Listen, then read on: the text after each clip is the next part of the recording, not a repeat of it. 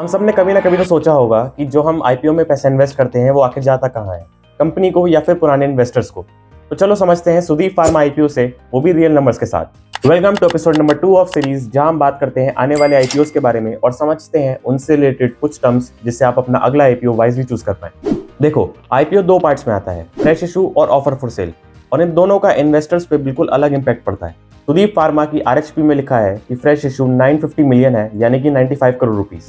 इसका मतलब है कि कंपनी नए शेयर क्रिएट करके बेच रही है और इसका सारा पैसा डायरेक्ट कंपनी ग्रोथ में जाने वाला है। डॉक्यूमेंट के यूज ऑफ प्रोसीड सेक्शन के हिसाब से ये 950 मिलियन यूज होगा मशीनरी और प्लांट एक्सपेंशन और नंदेसरी फैसिलिटी में न्यू प्रोडक्शन लाइन के लिए।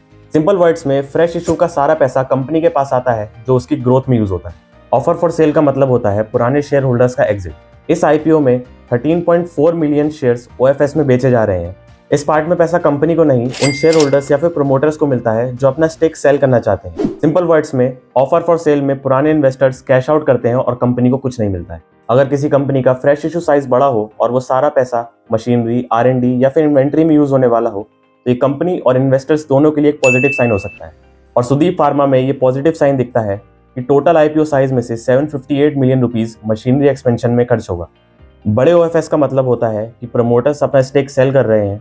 ये एक नेगेटिव पॉइंट नहीं हो सकता, लेकिन एक रेड फ्लैग चेक जरूर हो सकता है। एज एन इन्वेस्टर ये हमें जरूर चेक करना चाहिए कि प्रमोटर्स कितना स्टेक होल्ड कर रहे हैं आफ्टर आईपीओ। तो आई होप आपको समझ आया होगा कि किसी भी आईपीओ में फ्रेश इशू और ऑफर फॉर सेल का क्या मतलब होता है। और ऐसे ही वीडियोस के लिए फिंडी को फॉलो करें और चैनल को सब्सक्राइब करें।